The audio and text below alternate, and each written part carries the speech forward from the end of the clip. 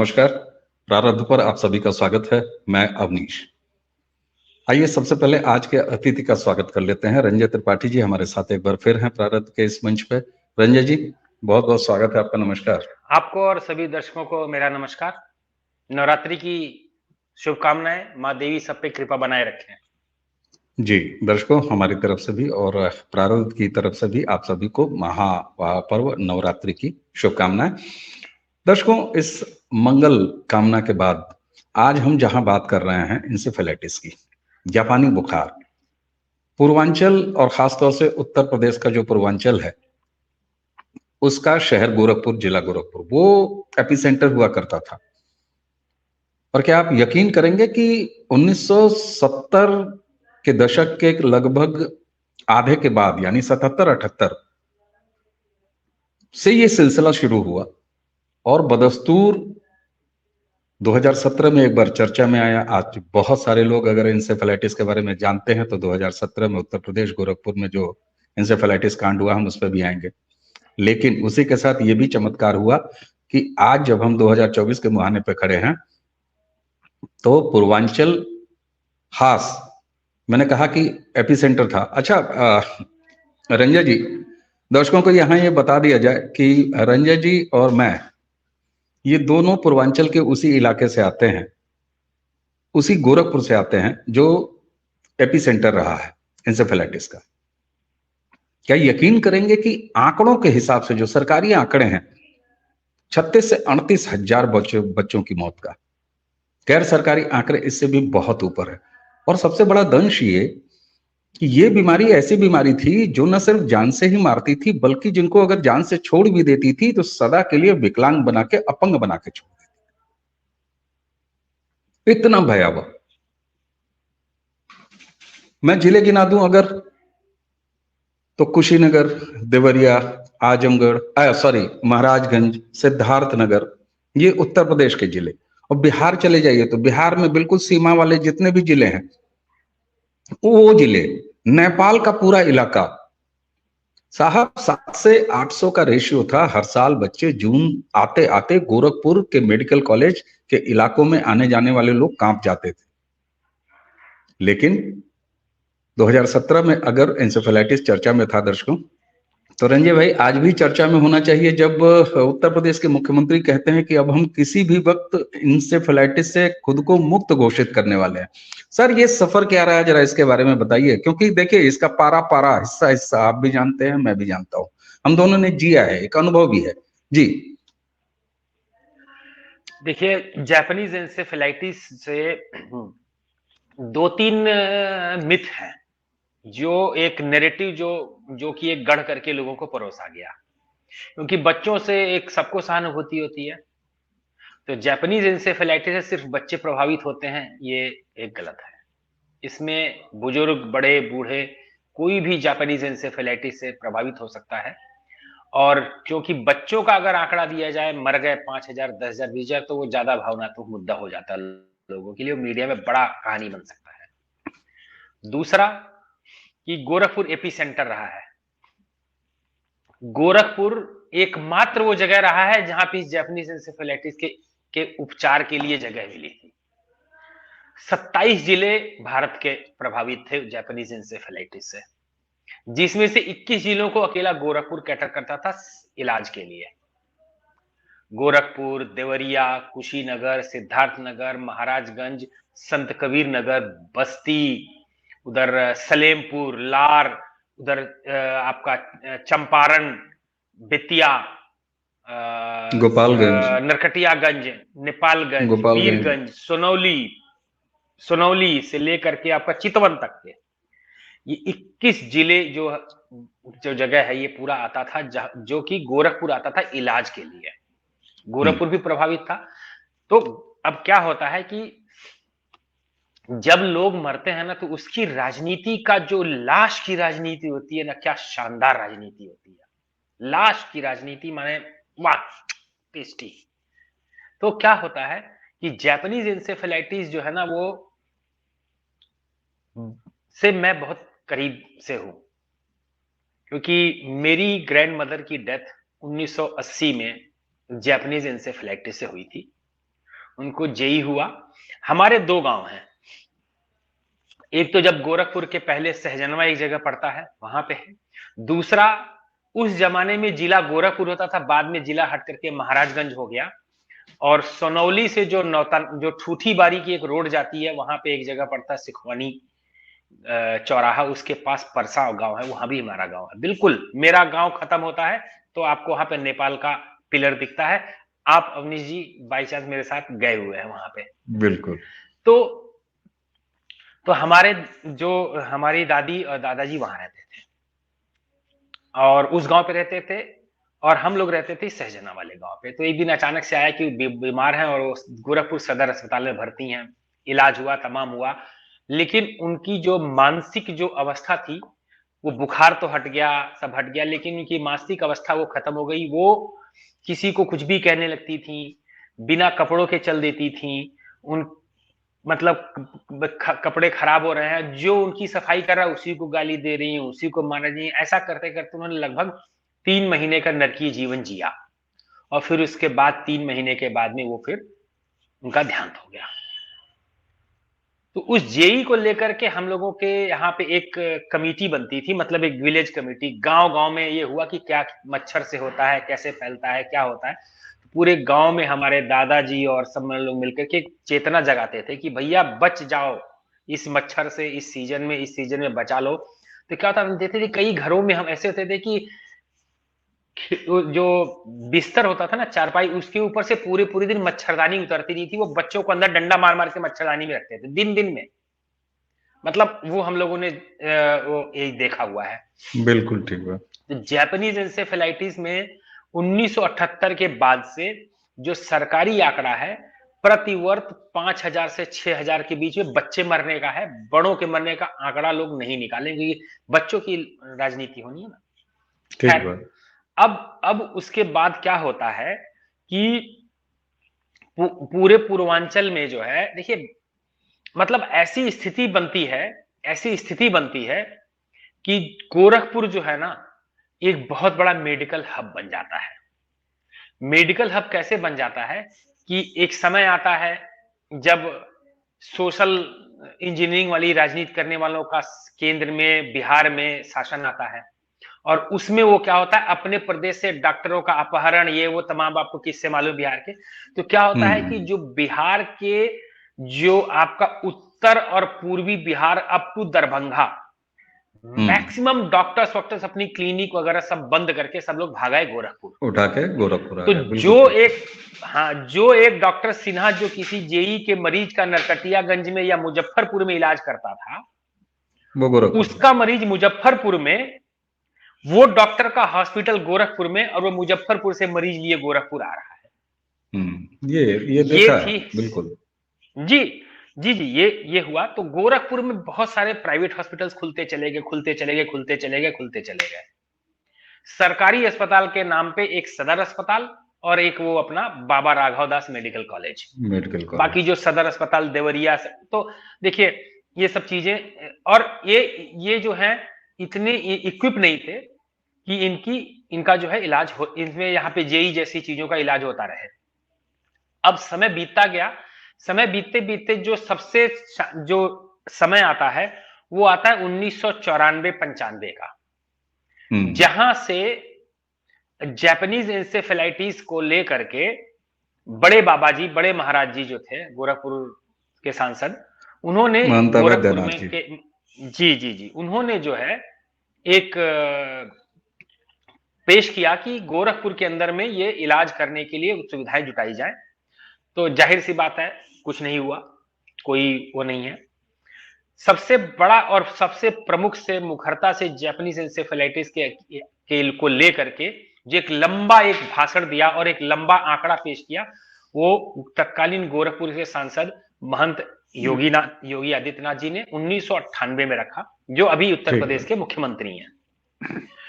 अब क्या होता था कि जो गांव में जो कमेटियां थी, क्योंकि हमारे घर में जेई के ग्रास बने हुए लोग थे, तो हमारे घर के लोग, हमारे गांव के लोग, क्योंकि हमारा घर अकेला नहीं था ना, हमारे उसी गांव से 2-4 लोग और मरे, कुछ बच्चे मरे, सब लोग। तो इन लोगों ने एक ग्रुप बनाया और ये ग्रुप बना बना करके बार बार ये जाते थे योगी जी से मिलने के लिए।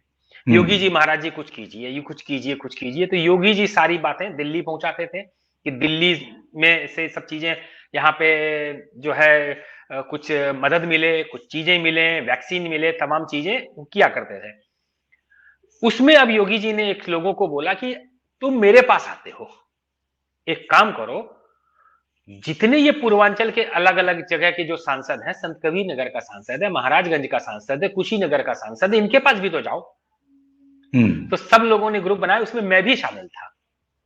उसमें यहां तक कि जो फैजाबाद के सांसद थे, उनसे भी, बाराबंकी के सांसद थे, हम लोगों ने इनसे भी जाके मुलाकात की थी। तो खैर 98 में जब समय बदला और एक बार अटल बिहारी वाजपेयी जी की सरकार आई, तो योगी आदित्यनाथ जी के प्रयासों से सन 2001 में पुणे की नेशनल इंस्टीट्यूट ऑफ वायरोलॉजी को बोला गया ये क्या किया जाए।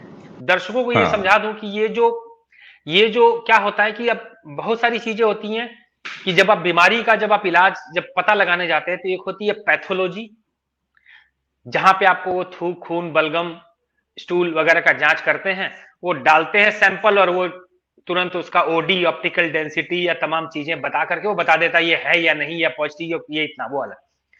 लेकिन जो ये वायरस जनित जो बीमारियां होती हैं, जैसे अभी कोविड था, या जापानीज एंसेफेलाइटिस है, या हेपेटाइटिस है, ये इसके लिए आपको स्पेशलिस्ट वायरोलॉजिस्ट चाहिए। और पूरे की पूरी एक माइक्रोबायोलॉजी का डिपार्टमेंट है वायरोलॉजी। तो ये चीजें अस्पतालों में नहीं होती, ये होती है मेडिकल कॉलेजेस में, क्योंकि इन सब चीजों के लिए बहुत बड़ा सेटअप चाहिए, पूरा का पूरा एक माइक्रोबायोलॉजी स्पेशलाइज्ड डिपार्टमेंट चाहिए, जहां पे लोग प्रोजेक्ट पे काम कर रहे हो, जहां पे वायरल लोड्स आए, लोग चेक करें, वायरस को आइसोलेट करना, उसका आरटीपीसीआर करना, उसका वो आरएनए वायरस है, डीएनए वायरस, तमाम टेक्निकल चीजें जो करना पड़ता है, इसके लिए अस्पताल सक्षम नहीं, उसके लिए मेडिकल कॉलेज चाहिए, क्योंकि वहां पे आपको एक छोटा पीसीआर मशीन या इलेक्ट्रोफोरेसिस मशीन या जेल डॉक्यूमेंटेशन या जो भी है, इन चीजों के पीटीआर मशीन से लेकर के आपको एनएमआर, न्यूक्लियर मैग्नेटिक रेजोनेंस से लेकर एटॉमिक फोर्स माइक्रोस्कोप, ये सारी सुविधाएं रहती हैं। मतलब जरूरी नहीं है कि इसमें ये आए, लेकिन अलग अलग बीमारियों में ये काम आती है, अलग अलग चीजों को टेस्ट और रिसर्च करने का काम आता है।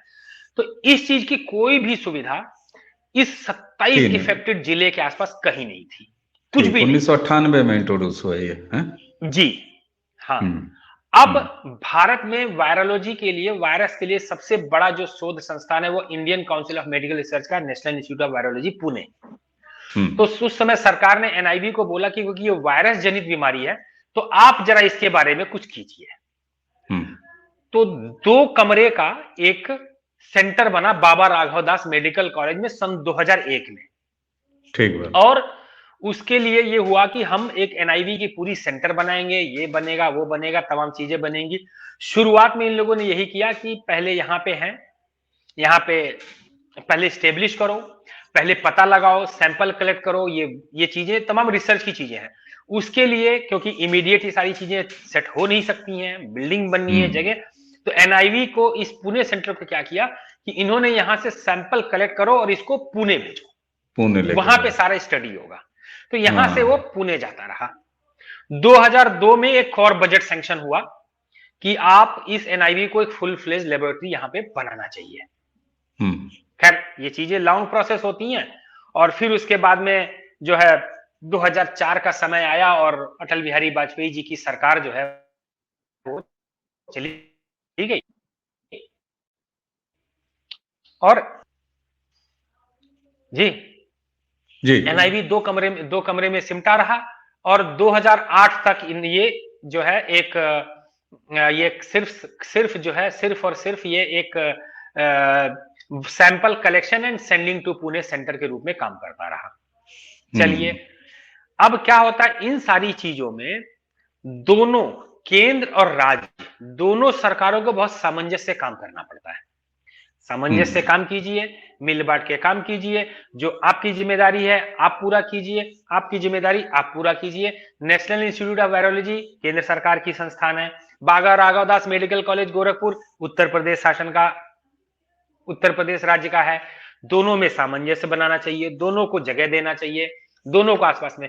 लेकिन 2003, 4, 5, 6 तक जो है हमारे श्रीमान मुलायम सिंह जी की सरकार थी, और उस समय पे हॉस्पिटल एक बना, एक अनाउंस हुआ बड़ा मेडिकल कॉलेज, वो सैफई में। चलिए ठीक है, स्वास्थ्य सुविधा कहीं के लोगों को मिले, मिलना चाहिए, अच्छी बात है।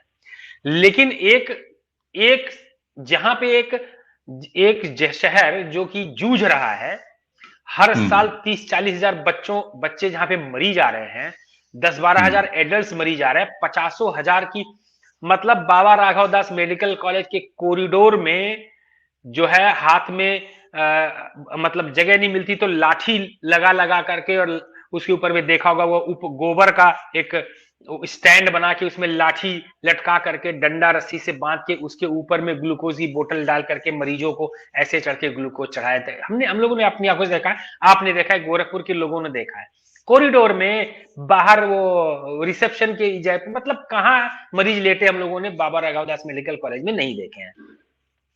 इस बीच में जो एक चीज और बड़ी खास थी कि जब ये चीजें सरकार की तरफ से नहीं होती दिखी तो गोरखनाथ मंदिर ने एक अस्पताल बनवाया, बिल्कुल गोरखनाथ मंदिर से सटे हुए बाबा राघव, एक आपको बाबा नाम गोरक्षनाथ, शायद आपको नाम, बाबा गोरक्षनाथ चिकित्सालय, और जी चिकित्सालय। अब वो चिकित्सालय में ये इलाज भी चालू हुआ। हालांकि वो एक चिकित्सालय है, उसको सरकारी फंडिंग नहीं है, उसको मंदिर के ट्रस्ट से, मंदिर के चंदे से काम करना है, तो खैर जितनी उसकी जो मिनिमम जो कैपेबिलिटी उसमें वो काम करता रहा as a Gorakhnath medical, Gorakhnath चिकित्सालय as a part of Gorakhnath मंदिर। खैर अब इसके आगे आते हैं, 2007 में जब मायावती जी की सरकार आई तो केंद्र सरकार ने एक मीटिंग किया और सबने मीटिंग किया कि हर जिले में ही, मतलब जिस जिले में जहां का जो अस्पताल है उस जिले में ही एक जेई वार्ड बनाया जाए। हाँ, जापानी इंसेफेलाइटिस का विशेष वार्ड हर जिले में। जी जी जी जी, विशेष जेई वार्ड बनाया जाए। तय हुआ कि कुशीनगर में कुछ जेई वार्ड बनेगा, जेई महाराजगंज में भी बनेगा, सिद्धार्थनगर में बनेगा, संत कबीर, मतलब हर जिले में बनेगा, हर तहसील के अस्पताल पे कुछ वार्ड बनाए जाएंगे। एक एक जिले को ये एक एक वार्ड बनाने के लिए 75 लाख से 1 करोड़ 1.25 करोड़ रुपए तक दिए गए, और 1.25 करोड़ रुपए सांसद निधि से उस जेई वार्ड को बनाने के लिए योगी आदित्यनाथ ने भी दिया था, 1.25 करोड़ रुपए, जो कि गोरखपुर में बना था। मतलब सब उसी समय, अब क्योंकि मेडिकल जो है एक दुधारू गाय बन चुकी थी, बहुत सारे लोग एक नाम भूल रहे हैं जिनका नाम था बाबू सिंह कुशवाहा, शायद बाबूराम कुशवाहा, जो मायावती के स्वयं मंत्री थे, वही स्वास्थ्य उनके हाथ में था। जी जी।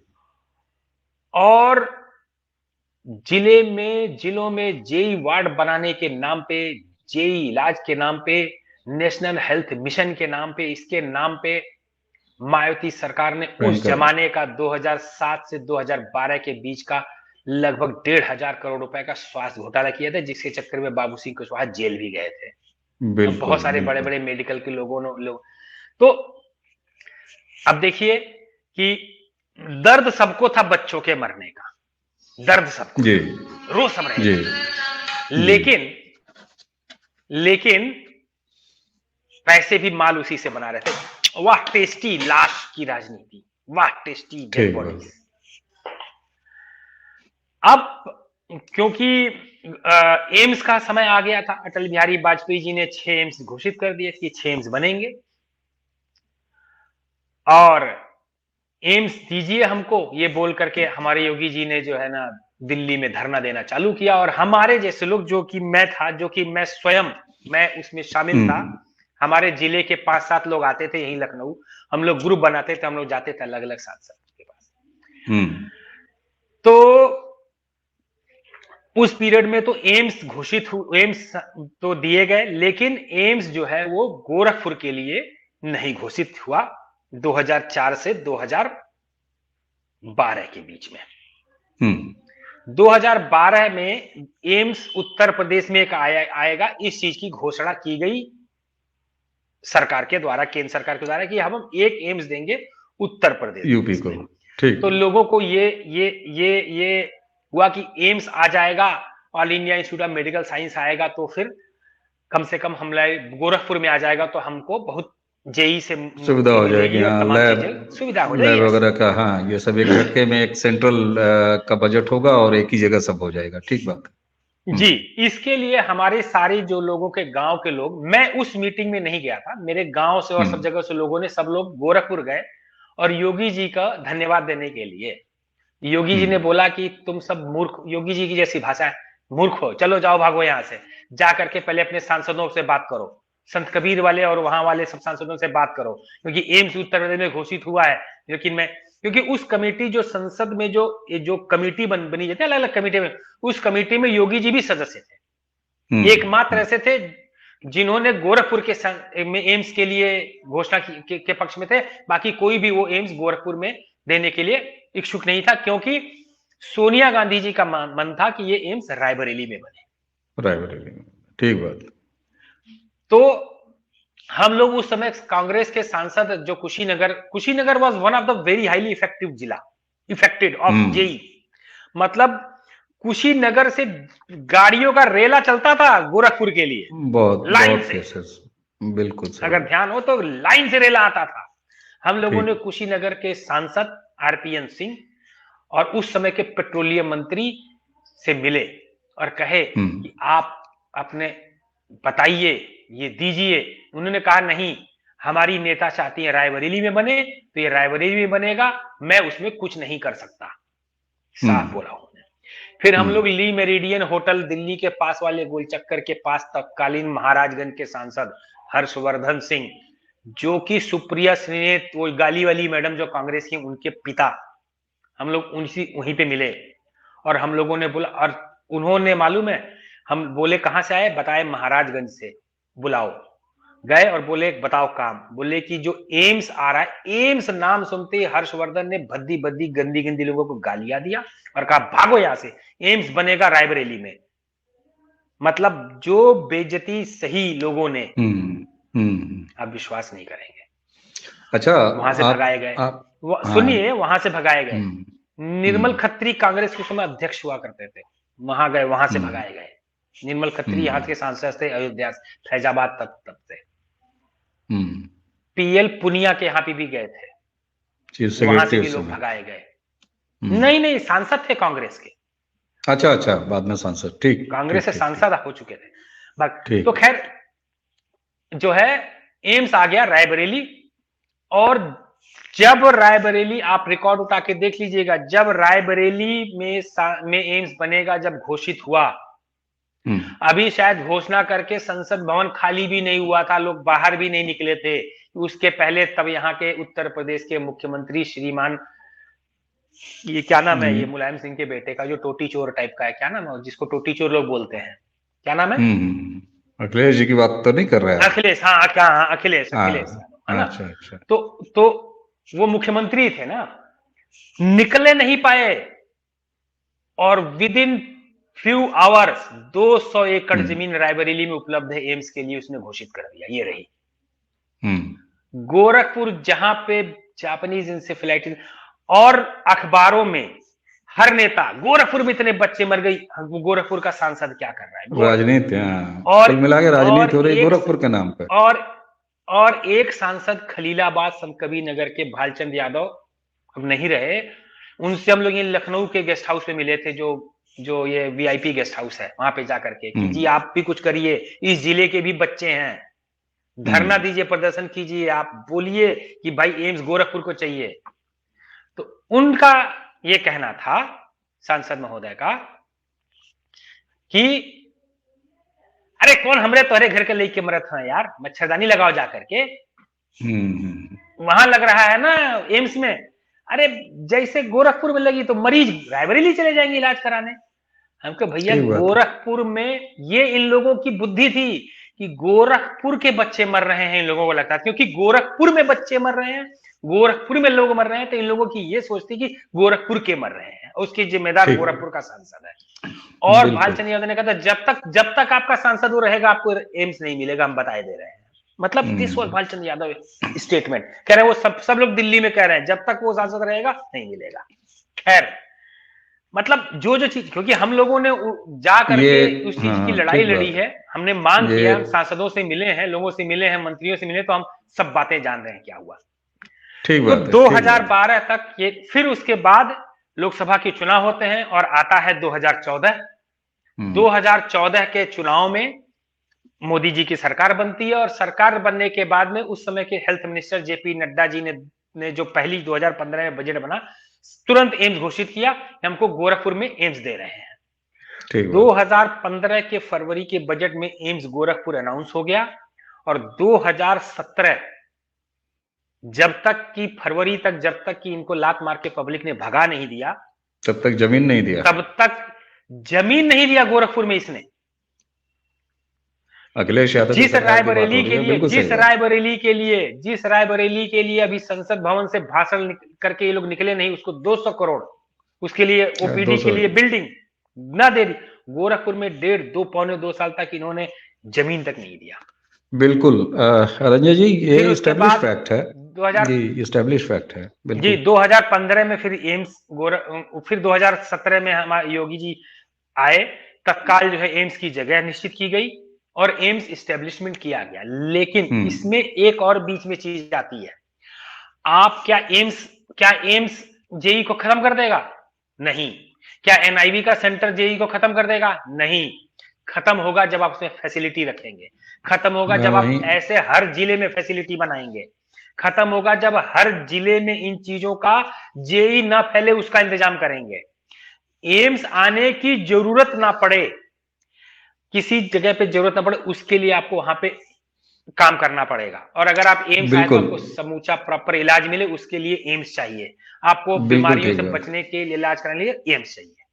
बिल्कुल ठीक बात है। और रंजन जी, आपने जो बताया ना कि देखिए वो दौर हमारे लिए भी उस सारी महामारी के जो समय था, जून जैसे ही शुरू होता तो बहुत सारी एक्टिविटी, और ये बात आपकी बिल्कुल सही है कि एक जन जागरण अभियान बड़ा गंभीर रूप से पूरे इलाके में चला। खासतौर से कई सारे ऐसे डॉक्टर्स थे, मुझे डॉक्टर आरपीएन सिंह का, उनका एक आरपी सिंह थे, उनका नाम याद आता था, वो मेडिकल कॉलेज से ताल्लुक रखते थे, पीडियाट्रिशियन थे, बहुत बड़ा, और तमाम डॉक्टर्स ने, गोरखपुर के डॉक्टर्स ने, तमाम सामाजिक संगठनों ने एक जन जागरण अभियान, और आपने तो बताया है कि गांव-गांव तक उस तरह की एक टोलियां बनी थी। अच्छा, वहां एक चीज मुझे याद आती है, देखिए 2017 तक आपने तो बता ही दिया कि किस तरीके से जो है एम्स के लिए जगह नहीं मिली, और साथ में जब आपने बताया ना कि अचानक कैसे हो गया भाई, एम्स बन जाने से, योगी जी के मुख्यमंत्री बन जाने से, मोदी की सरकार आने से इंसेफेलाइटिस खत्म हो गया, क्या? नहीं। आप देखिए स्थिति रिसर्च की क्या थी कि सालों तक, या क्या कहिए दशकों तक, ये हमको समझाया जाता रहा कि तो मच्छर काटने से खाली होता है। तो बाद में जाके पता चला कि साहब मच्छर काटने से तो होता ही है, उसके साथ ये जो गंदा जल और पेयजल का जो दूषण है उससे भी ये चीज होती है। तो क्या आपको ऐसा लगता है, क्योंकि मैं इसको बड़े, जब मैं पूरा एक इसकी टाइमलाइन देखता हूँ, या एक ही आजकल फैशन में है सब, ये पूरी क्रोनोलॉजी अगर देखता हूँ तो मुझे ध्यान आता है कि 2014 में जब एक स्वच्छ भारत अभियान और उसके तहत तमाम जो है सैनिटाइजेशन, और जब एक राजनीतिक शब्द जरूर है, डबल इंजन की सरकार 2017 में जैसे ही आते हैं योगी आदित्यनाथ, तो यहाँ पर एक जो गांव-गांव के स्तर पर सैनिटाइजेशन का काम, शौचालय बनाने के माध्यम से, या लोगों के अंदर स्वच्छता के अभियान, एक जो भान कराने से, कुल मिला के जो एक अप्रोच इधर से हुआ, दूसरा अप्रोच इधर से हुआ, ताकि अस्पतालों की क्षमता बढ़ी। अब आप ये कह सकते हैं कि यूपी जैसे 25 करोड़ वाला प्रदेश जो ये कह रहा है कि हर जिले में मेडिकल कॉलेज, और लगभग उस लक्ष्य को पा लेने की तरफ बढ़ता हुआ दिख रहा है। तो ये तो निश्चित रूप से सही है कि क्या ये आप मानेंगे कि ये जो एक 2014 से एक जो holistic approach towards living standard, living condition, स्वच्छता, सफाई, और उसके साथ सरकार की दवाई, तो इसका एक कॉम्बिनेशन है कि आज जब हम 2024 के महीने पर खड़े हैं तो 2017 में वही कफील खान नाम का एक नकारात्मक खल चरित्र याद आता है, और इंसेफेलाइटिस का बाप बाप करना याद आता है। और वहां से जब हम आज बात कर रहे हैं तो मैं फिर वही दोहराऊंगा, योगी आदित्यनाथ कहते हैं कि भैया किसी भी दिन हम ये कहेंगे कि यूपी से इंसेफेलाइटिस खत्म। तो क्या आप ऐसा मानते हैं कि 2014 से ऐसा क्या हो गया, और क्या मेरी ये समझ सही है कि एक होलिस्टिक अप्रोच ने ये पॉसिबल बनाया? जी, देखिए स्वच्छ भारत अभियान एक जन जागरण बन गया। उसके लिए तो निश्चित तौर से प्रधानमंत्री मोदी का जो मतलब जो उन्होंने जो बोला वो एकदम जो जन जन तक पहुंचा, वो अद्भुत है। अभी गांव में आप जाएंगे तो गांव में देखिए कि स्वच्छ भारत का कैसा चलता है ना? बिल्कुल। तो वो उसने किया, प्लस दूसरा जो जेई का वैक्सीनेशन बड़ी ईमानदारी तरीके से हुआ है, बहुत ईमानदारी तरीके से हुआ है। मतलब आप देखिए कि वैक्सीनेशन कोविड का कैसा भारत में हुआ, मतलब विश्व में ऐसा कोविड का वैक्सीनेशन नहीं हुआ। तो सोचिए कि अभी तो आपने तो सिर्फ 27 जिलों को वैक्सीनेट करना है ना, उत्तर प्रदेश के वो 27 तो दूसरे होगा, उत्तर प्रदेश को 12 ही 13 जिले हुए ना। बहुत शानदार वैक्सीनेशन हुआ, पहला। दूसरा साफ सफाई, तीसरा जागरूकता, चौथा जैसा मैंने कहा कि जो वायरल जनित इस तरह की महामारियां हैं वो एक हॉस्पिटल नहीं झेल सकता है, उसके लिए मेडिकल कॉलेज होना चाहिए जिसके अंदर में सारी सुविधाएं होनी चाहिए। माइक्रोबायोलॉजी होना चाहिए, वायरोलॉजी होना चाहिए, जेनेटिक्स होना चाहिए, उसमें बायोकेमिस्ट्री होना चाहिए, उसमें पैथोलॉजी होना चाहिए, उसमें न्यूरोलॉजी होना चाहिए, सब डिपार्टमेंट होने चाहिए। तब जाकर के वो आपको पता लगाएगा कि क्या बीमारी है, क्या इलाज है, और तब जाकर के आपको मास इलाज, एक मास लेवल पे इलाज वो आप कर पाएंगे। ठीक बात। तो 2015 में भारत सरकार ने, मोदी सरकार ने पूरे भारत के हर राज्य को लिखा था पत्र कि हम चाहते हैं कि हर जगह पे मेडिकल कॉलेज बने, और हम चाहते हैं 157 मेडिकल कॉलेज देश में बनाना। आपके राज्य को कितने चाहिए? किसी ने 2 मांगे, किसी ने 5 मांगे, बिहार ने 7 मांगे, उत्तर प्रदेश ने, तब अखिलेश जी की सरकार थी तो उन्होंने भी 4-5 मांगे थे। मांगे, उन्होंने सैंक्शन किया। इन्होंने ये तो 2017-2015 के दो साल में इन लोगों ने तो ये नहीं पता लगा पाए कि हमको मेडिकल कॉलेज खोले कहां पे, कौन सी जिले में मेडिकल कॉलेज खोले, कहां खोले। मांग तो लिए 4-5, कहां खोले कुछ नहीं पता। खैर,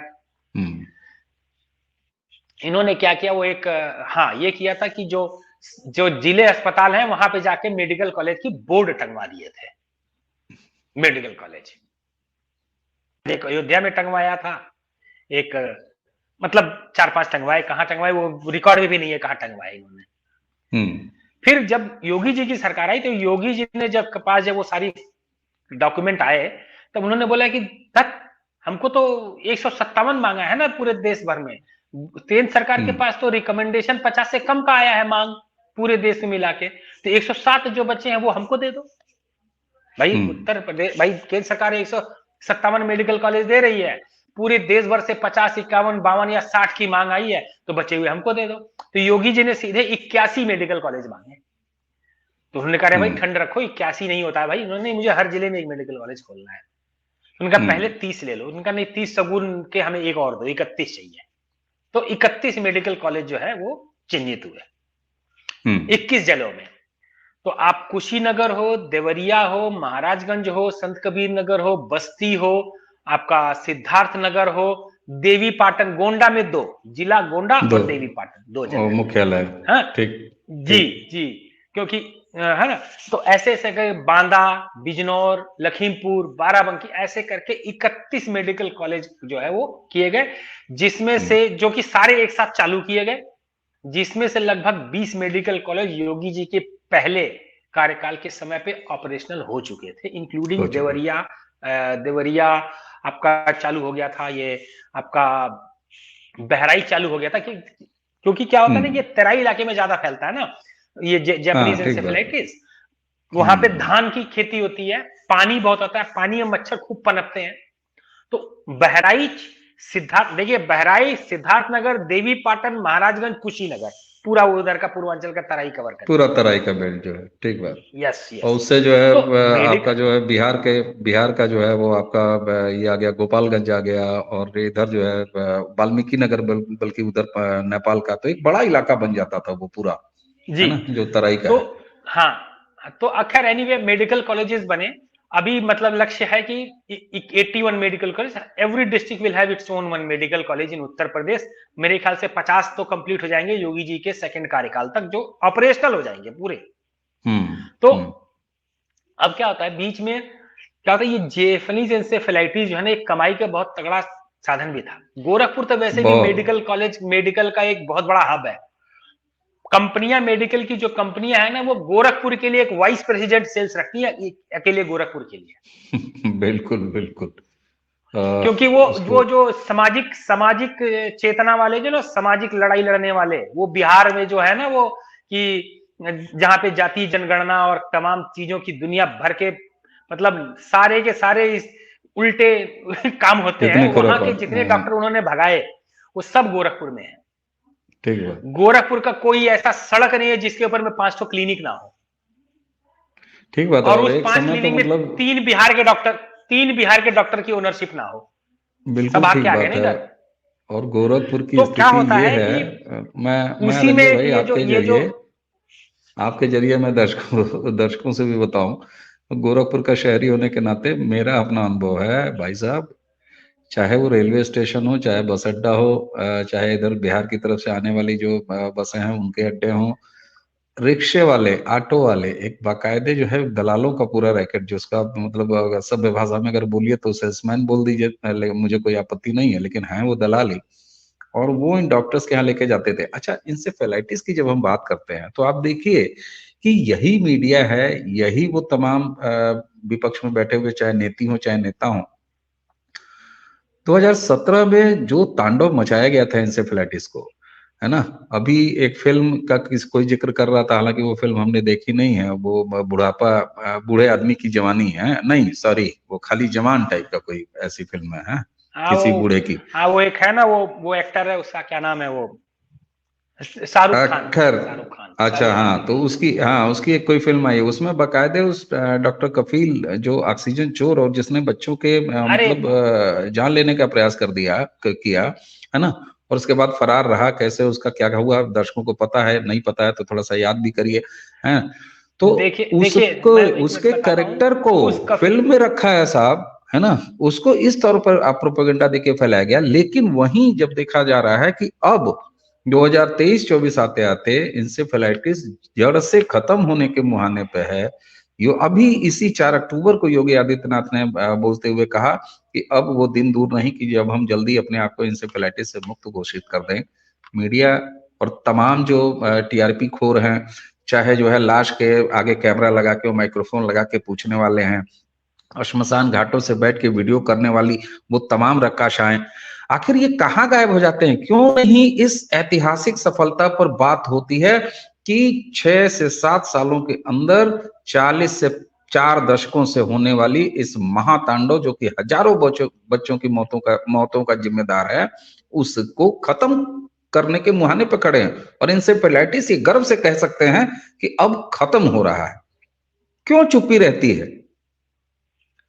देखिए, लाश, आहा, क्या चीज है। जिसके ऊपर जो जो राजनीति करता है ना, उसको पूछे कि लाश चाटने का क्या मजा है। और उसके जो पत्रकार है ना, ये जो इनको भी लाश मिल जाए तो वाह, इनका तो क्या मतलब, क्या मिल गया। लाश नहीं मिल रही है, राजनीति नहीं हो रही है। और जो बीच में आपने वो कफील खान का बताया, हम भी गोरखपुर के हैं, आप भी गोरखपुर के हैं। गोरखपुर का कौन सा ऐसा हॉस्पिटल वाला नहीं है जो ये नहीं चाहता कि ये साला चुट्टा है, जहां पे ये ऑक्सीजन का सिलेंडर ले जाके मेडिकल कॉलेज से बेचता ना हो। अपना इस मेडिकल कॉलेज में जॉब होते हुए अपना प्राइवेट हॉस्पिटल चलाना, मेडिकल हॉस्पिटल कॉलेज चला। का हॉस्पिटल चलाना, मेडिकल कॉलेज का गैस अपने ऑक्सीजन अपने हॉस्पिटल में देने के अलावा दूसरे हॉस्पिटल में ये गैस दे देता था उठवा करके। कौन तो ऐसा वहीं से तो हॉस्पिटल सारा वाला मामला है जो खुला। ये नहीं जानता? कौन सा ऐसा गोरखपुर का हॉस्पिटल वाला है नहीं जो ये नहीं कहता कि सर गैस की कमी है, कपिल को बोलो। मेडिकल कॉलेज से उठवा के अपने हॉस्पिटल में मंगवा लेते थे। ये उस समय ये परचेज के कमिटी में या कुछ था भी ना उस समय, ये इंचार्ज, सब मालूम रहता परचेज कौन कहाँ इंचार्ज क्या था, कितना है जी। परचेज कमेटी का इंचार्ज था जी। तो हाँ, तो आप कुछ भी बना लीजिए। एक मतलब मीडिया जो है एक जस्ट बिकॉज क्योंकि वो एक मजहब का है तो उसको जो है एक सिलेंडर चोर को भी आपने एक पता नहीं मतलब ऐसा व्यक्ति को आपने हीरो बना दिया जिसको पूरा जिला जानता है, पूरा बिल्कुल जिला ठीक जानता बात है, है। सब जानते हैं कि ये वो कर। अब ये वहां पे जो बता रहे हैं कि इस जेई खत्म होने का वहां पे कोई खबर नहीं थी। एक सेक्शन है मीडिया का जिसका सिर्फ यही है, मतलब उनको यही पढ़ाया जाता है ना कि आपने घाव देखना है, घाव का इलाज नहीं देखना है, इलाज नहीं देखना, ठीक बात। ठीक है। तो जितने ये वो टाइप के लोग हैं उनको यही है, लाशें अब गोरखपुर में नहीं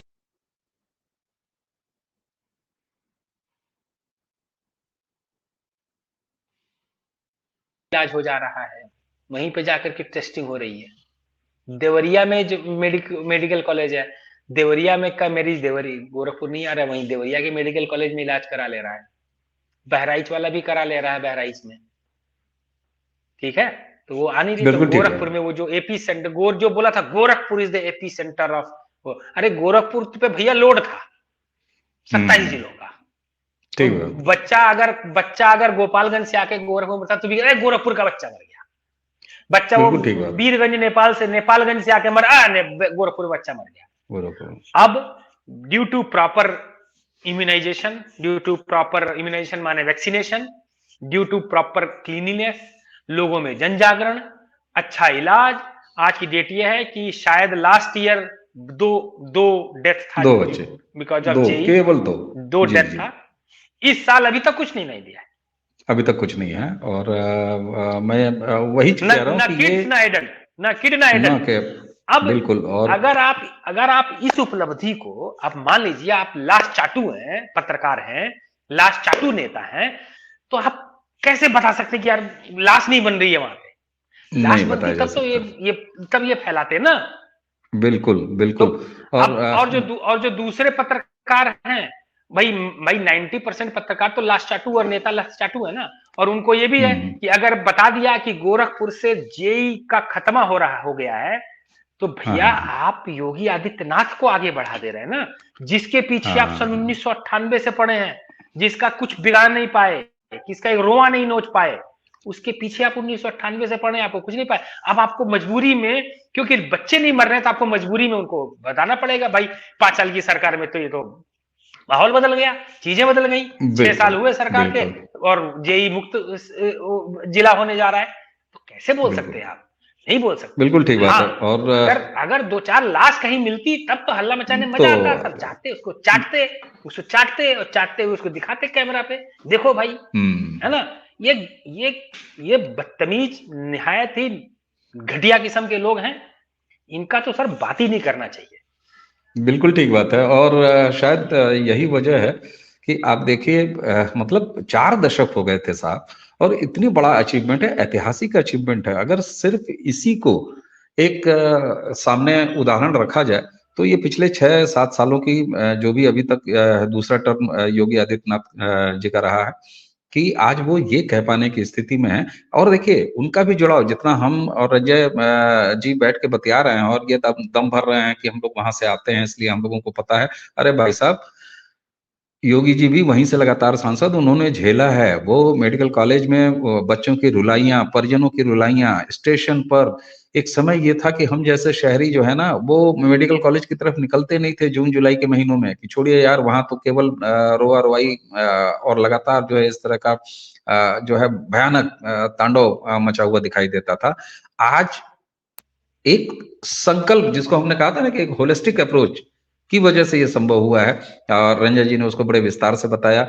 तो हमें उम्मीद है कि थोड़ी सी भी अगर शर्म बची होगी तो कफील खान को हीरो बना के आगे बढ़ के एक नैरेटिव सेट करने वाले जापानी इंसेफेलाइटिस नाम की ये बीमारी अब अपनी मौत की कगार पर किस तरह से है, ये भी देख लेने की जरूरत है। रंजन जी, आज आपने समय दिया हमें, जी कुछ जी कहना बस चाह रहे हैं एक आप? मिनट और बोल दूं, वो जो कफील खान जो है, अब देखिए, कफील खान के साथ में एक और पकड़ा गया था वहां पे गोरखपुर मेडिकल, उसको निकाला गया था जॉब से। हम्म। हम्म। वो इसका साथी था, हिंदू था, शायद पंडित था, ब्राह्मणी था, वो दोनों मिलके करते थे। लेकिन क्योंकि ये कफील खान था तो चोरी करता है तो हीरो था। लेकिन समझ रहे हैं ना? दूसरे का नाम किसी ने लिया, उसको खलनायक तक नहीं बनाना जरूरी समझा, तो बिल्कुल खलनायक सही तक बात नहीं है। बनाना जरूरी समझ रहे हैं, क्योंकि अगर उसको बिल्कुल। खलनायक बनाएंगे ना तो कहेगा ना कि मेरा पार्टनर है ये, बिल्कुल सही तो बात है। उसका नाम ही बिल्कुल। मत लो, तो उसका बिल्कुल ठीक बात। बिल्कुल ठीक बात। रंजय जी आपने बहुत विस्तार से समझाया, समय दिया, इसके लिए आपको बहुत बहुत धन्यवाद। तो दर्शकों, इंसेफेलाइटिस अगर मिट सकता है तो ऐसी बहुत सारी चुनौतियां हैं, चाहे स्वास्थ्य की हो चाहे बाकी हो, अगर कुशल नेतृत्व है। और शायद मोदी जी की बात मैं रिपीट कर रहा हूँ, डबल इंजन की सरकार है, क्योंकि आप देखिए ना 17 तक तो जमीन नहीं मिली एम्स को 2014 के बाद से, और उसके बाद 17 में जमीन मिली, एम्स भी बन गया और इंसेफेलाइटिस की मौत भी होने जा रही है। एम्स भी बना और 50 तो अलग से मेडिकल कॉलेज भी बने। जी जी, वो तो बोनस है। मेडिकल कॉलेज तो ऐसे हो रहा है उत्तर प्रदेश में जैसे रेवड़ियां बट रही हो, कहीं फ्री की रेवड़ियां बट रही होंगी, यहाँ जो है काम के मेडिकल कॉलेज बन रहा है। तो रंजय जी आपको बहुत बहुत धन्यवाद, और इसी के साथ लीजिए वीडियो का समय भी अब लंबा हो रहा है, तो आज दर्शकों से लेते हैं विदा। नमस्कार।